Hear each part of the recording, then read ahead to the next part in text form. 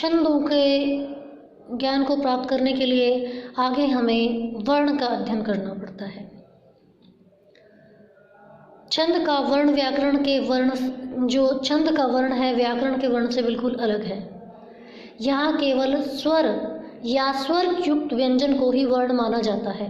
जैसे स्वाध्याय शब्द है, इसमें व्याकरण के अनुसार स, व, अ, ध, य, अ, य, अ 8 वर्ण हैं, जबकि छंद शास्त्र के अनुसार इसमें केवल 3 ही वर्ण हैं, क्योंकि स में ए नहीं है और ध के अंदर भी ए नहीं है, तो स्वा 1 वर्ण, ध्या 1 वर्ण और यह 1 वर्ण। यहाँ पर 3 ही वर्ण गिने जाएंगे। व्याकरण के अनुसार यहाँ पर 8 वर्ण होते हैं, जबकि छंद शास्त्र के अनुसार स्वाध्याय में 3 ही वर्ण होंगे। अशुभ वर्ण, जिन वर्णों को पद्य के आरंभ में जिन वर्णों का प्रयोग पद्य के आरंभ में निषिद्ध माना जाता है उन्हें अशुभ वर्ण कहा जाता है। वैसे तो इनकी संख्या 19 है, परंतु इनमें 5 प्रमुख हैं। ख, है, ट्रै, भै और श। चरण या पाद, पद्य के प्रत्येक भाग को चरण कहते हैं और प्रत्येक छंद में 4 चरण होते हैं विषम छंद को छोड़कर। कुंडलियाँ, छप्पे आदि छंदों के 6 चरण भी होते हैं, क्योंकि ये जो छंद हैं 2 छंदों के मेल से बने हुए होते हैं। यति, भावों की स्पष्टता, भावों की स्पष्टता के लिए जहाँ पर हमें विश्राम करना होता है, रुकना होता है, उस रुकने को ही यति कहा जाता है। गति, जहाँ से किसी भी चरण के उतार चढ़ाव के लिए हमें चलना शुरू करते हैं, रुकने के बाद चलना शुरू करते हैं, उसको गति कहते हैं। कर्म, छंद में किस स्थान पर लघु अथवा किस स्थान पर गुरु का प्रयोग हो, इसके नियमों को जो निर्धारित किया जाता है उसको हम कर्म कहते हैं। गण विचार, गण विचार छंदों के कर्म को निर्धारित करने वाले नियम हैं और गणों की संख्या 8 होती है।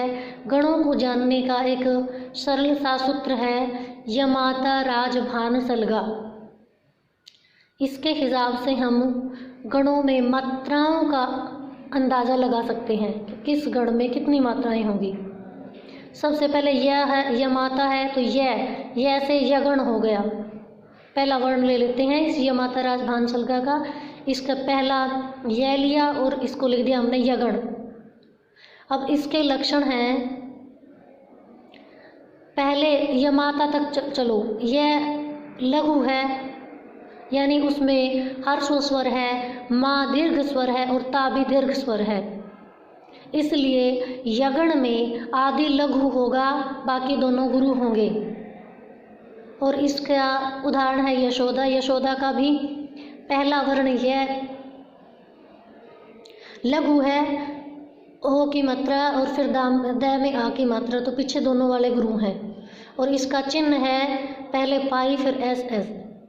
मगण, मगण मैं और ग, माता सूत्र के अनुसार देखो, यह को छोड़ के माँ और ता दोनों गुरु हैं और रा भी गुरु है, तो सारे के सारे इसमें गुरु होंगे माता जी, या माता रा भी कह सकते हैं ऊपर वाले उदाहरण से। अगला है फिर तगण, यह माता राज, ता में 2 गुरु है, रा में गुरु है और जय लघु है, तो इसका होगा अंत में गुरु, बाकी दोनों अंत में लघु, अंत में लघु और बाकी दोनों गुरु। तगण के अंत में गुरु आएगा, नहीं लघु आएगा अंत में लघु और बाकी दोनों गुरु। रगण,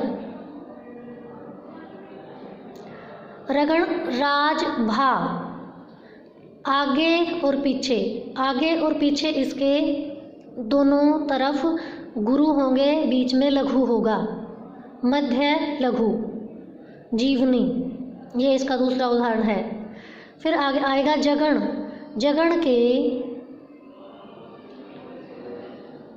पहले लघु है, फिर गुरु है, फिर लघु है, तो इसका चिन्ह हो जाएगा लघु गुरु लघु।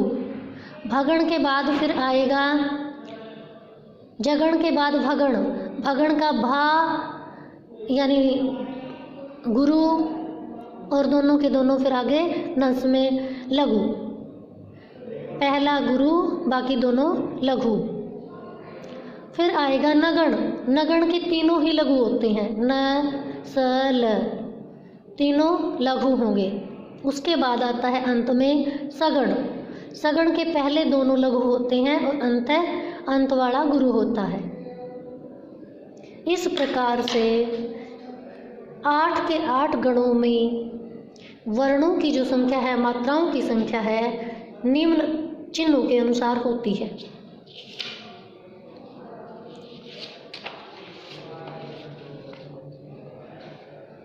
ये हमारे छंदों का पूरा हो गया। आगे हम दोहा और चौपाई छंदों को पढ़ेंगे।